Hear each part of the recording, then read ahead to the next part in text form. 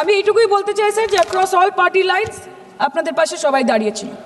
বাংলাকে বছরের পর বছর বঞ্চনা করেছেন, বাঙালি এবং বাংলা ভাষাকে অসম্মান করেছেন, তারপরেও আমাদের রাজ্যবাসী, আমাদের মুখ্যমন্ত্রী, আমাদের দল দেশের এই কঠিন সময় কোনো রকমের রাজনীতি না করে আনকন্ডিশনাল এবং আনকোয়েশ্চন সাপোর্ট দিয়েছিল ভারত সরকারকে। এবং আমাদের নেতা অভিষেক ব্যানার্জি আপনাদের পাঠানো ডেলিগেশনে গেছিলেন, ভারতের জয়গান গেয়ে এসছেন, নানান দেশে গিয়ে পরিচয় দিয়েছেন একজন জাতীয়তাবাদী এবং নিবেদিত প্রাণ ভারতীয় হওয়ার। কিন্তু তার বিনিময়ে আমরা কি পেয়েছি স্যার? এটা শুনতে হবে। তার বিনিময়ে আমরা কি পেয়েছি? আপনাদের নেতা কেন্দ্রীয় প্রতিমন্ত্রী পশ্চিমবঙ্গের বুকে দাঁড়িয়ে বলছে যে অপারেশন সিঁদুর হয়েছে, এরপর অপারেশন পশ্চিমবঙ্গ হবে। Shame on you. आप बोलते हैं ना कि ममता दीदी बांग्लादेशियों को बंगाल में घुसाती है, तो बॉर्डर में आतंकवादियों को कौन घुसा रहा है, इसका जवाब आपको देना पड़ेगा कि वो भी वही कर रहे हैं, कि वो भी ममता दीदी भी कर रही है। सामने इलेक्शन है, वो भी आप बोल सकते हैं।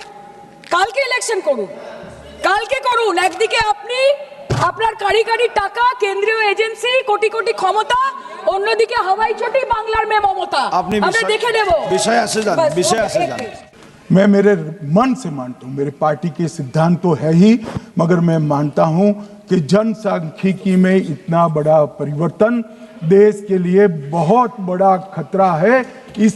यह देश एक बार जनसांख्यिकी के आधार पर बट चुका है और हम नहीं चाहते कि आने वाली पीढ़ी ये देश के भी बंटवारे दिखे। इसलिए ये बहुत जरूरी है कि इस देश से घुसपैठ को रोकना पड़ेगा।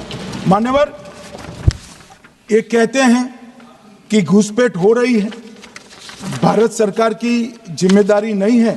मान्यवर, मैं आज बताना चाहता हूँ, घुसपैठ हो रही है भारत बांग्लादेश की सीमा से। वहां पर कुल 2216 किलोमीटर बॉर्डर है, इसमें से 1653 किलोमीटर बॉर्डर बन चुकी है और 563 कहां बाकी रही है मान्यवर मालूम है? केवल और केवल एक राज्य बंगाल।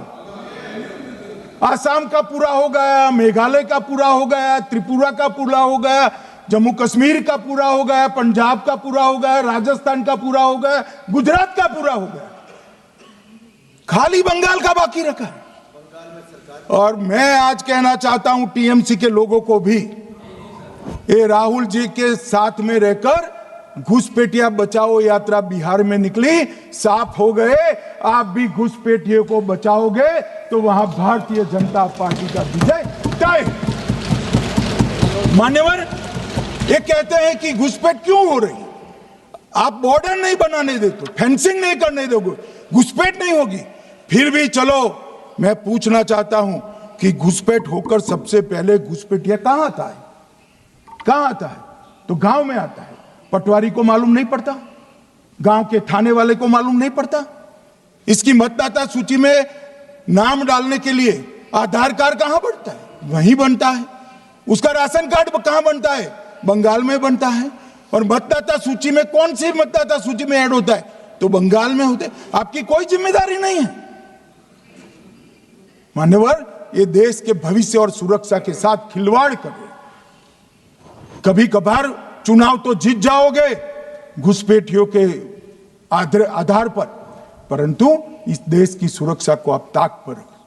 मैं आज कहना चाहता हूं मान्यवर, बिहार की जनता ने एक बहुत महान फैसला किया है घुसपैठिया बचाओ यात्रा के खिलाफ जनादेश, और बंगाल भी ये करने जा रहा है। मान्यवर, आने वाले दिनों में करेंगे, उनको मालूम नहीं।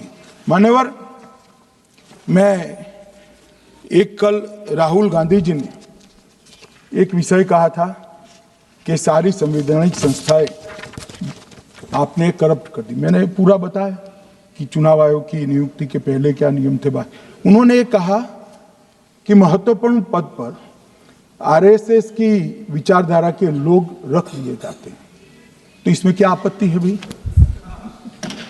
क्या इस देश में कोई कानून बना है कि आरएसएस की विचारधारा वाले हैं उनको कोई महत्वपूर्ण? अरे इस देश का प्रधानमंत्री आरएसएस की विचारधारा वाला है, इस देश का गृह मंत्री आरएसएस की विचारधारा वाला है, और जनादेश से बनकर आए, आपकी कृपा से बनकर नहीं आए हैं मान्यवर। मगर उन्होंने क्या किया था वो मैं फिर बताना चाहता हूं। 1969 में इस देश का राष्ट्रपति का चुनाव हुआ। 1969 में इंदिरा जी अपनी पार्टी के अंदर ही संघर्ष करती थी। पार्लियामेंट्री बोर्ड ने राष्ट्रपति के चुनाव के प्रतिनिधि के रूप में कांग्रेस पार्टी का अधिकृत उम्मीदवार बनाया श्री संजीव रेड्डी को, और इंदिरा जी ने प्रधानमंत्री रहते हुए अपने पार्टी के मैंडेट को ही डिफाई कर कहा कि राष्ट्रपति का चुनाव में वोटिंग अंतर आत्मा की आवाज से करनी चाहिए, और उन्होंने श्री वीवी गिरी को प्रत्याशी बनाया मान्यवर। और फिर हुआ क्या? अल्पमत में थी वो। संजीव रेड्डी जी के वोट ज्यादा थे। जीतने के लिए उन्होंने कम्युनिस्टों से समाधान किया और इस देश की सारे संस्थान पर, शिक्षा संस्थान पर, महत्वपूर्ण संवैधानिक पद पर कम्युनिस्टों को बिठाने का काम ये इंदिरा गांधी जी ने, और वहीं से इस देश के विमर्श को बदलने का काम किया है, वहीं से किया है। वामपंथी विचारधारा इस देश के प्रकृति को, इस देश के स्वभाव को, इस देश की जनता को स्वीकार्य नहीं है, और इसीलिए वामपंथी लुप्त हो गए मान्यवर। उन्होंने इस देश के युवा धन को वामपंथी विचारधारा पर डाइवर्ट करने का काम किया है, जो 2014 से फिर से नरेंद्र मोदी जी ने इसको एक अच्छी तरीके से, लोकतांत्रिक तरीके से परिष्कृत करने का काम कर रहे हैं मान्यवर। और ये कह रहे हैं कि आरएसएस की विचारधारा वालों को रखते हैं। कोई ऐसा कानून नहीं है मान्यवर कि आरएसएस की विचारधारा वाला व्यक्ति कोई, आरएसएस की विचारधारा क्या है?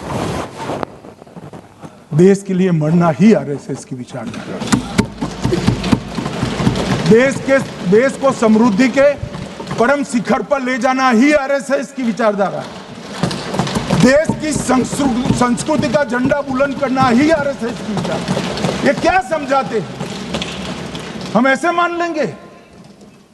हम नहीं डरते साहब किसी से, हम नहीं डरते। मैं मेरी ही बात करता हूं। मैं तो 10 साल का था और नारे लगाता था, आसाम की गलियां सुनी है, इंदिरा गांधी खूनी है।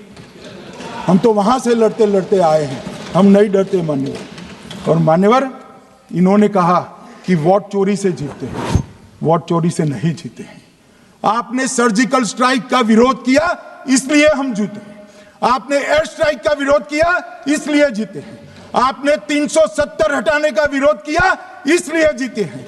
आपने राम मंदिर बनाने का विरोध किया, इसलिए जीते हैं।